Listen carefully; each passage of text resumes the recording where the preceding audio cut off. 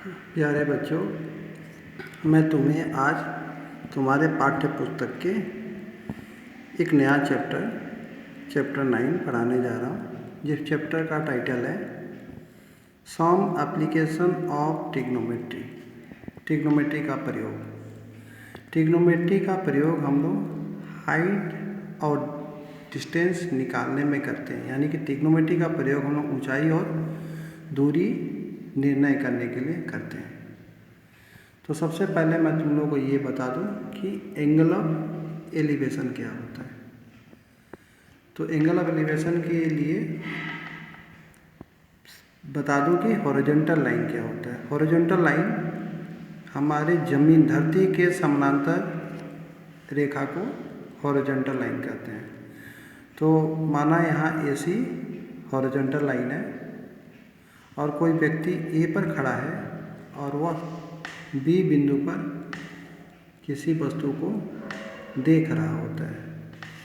तो वह व्यक्ति जिस रेखा पर उसकी आँख की दृष्टि जिस रेखा को होते हुए B पर के वस्तु को देखती है, उस रेखा को हम लोग लाइन ऑफ साइट कहते हैं। तो यहाँ AB हुआ लाइन ऑफ साइट और AC हुआ हॉरिजॉन्टल लाइन, चूँकि ये धरती यानी ज़मीन के पैरेलल है, समानांतर है। लाइन ऑफ साइट और हॉरिजॉन्टल लाइन के बीच के कोण को एंगल ऑफ एलिवेशन कहते हैं। एंगल ऑफ एलिवेशन के लिए जो लाइन ऑफ साइट है हमेशा ऊपर की तरफ होना चाहिए, हॉरिजॉन्टल लाइन के ऊपर। अब नेक्स्ट जो टॉपिक है वो है एंगल ऑफ डिप्रेशन। तो एंगल ऑफ डिप्रेशन क्या होता है ये जान लो। तो यहाँ AC धरातल है, जमीन के सतह है, और कोई इस जमीन के सतह से AB दूरी B पर खड़ा होकर जमीन के ऊपर के एक बिंदु C को देखता है।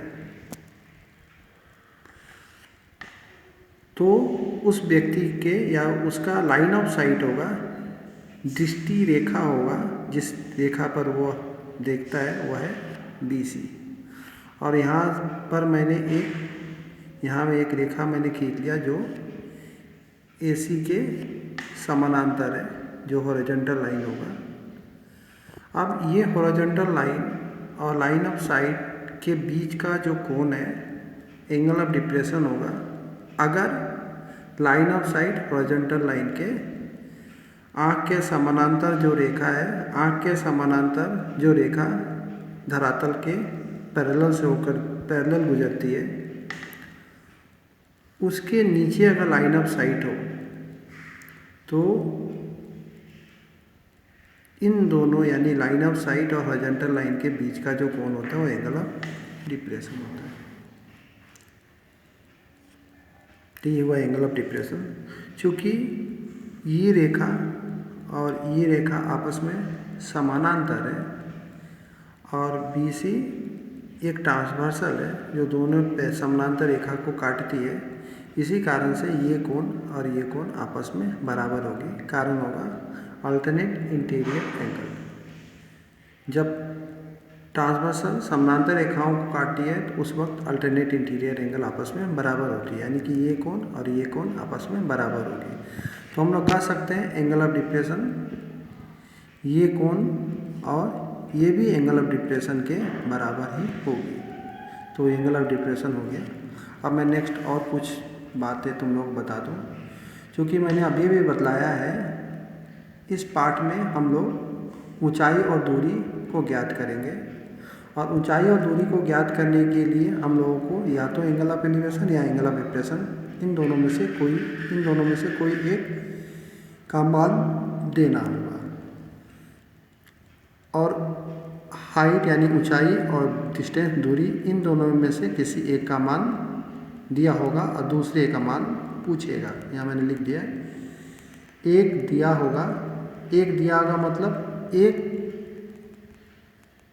क्वांटिटी यानी कि हाइट या डिस्टेंस किसी एक का मान दिया होगा। यानी कि एक दिया होगा और दूसरा पूछेगा। दूसरा मतलब इन दोनों में से जो दिया होगा वो दिया रहेगा और बाकी जो बच जाएगा वो दूसरा पूछेगा कि उसका मान कितना है। उसके लिए हम लोग जो तरीका यूज़ करते हैं, तुम क्या करो, जो पूछा गया हो उसको ऊपर लिखो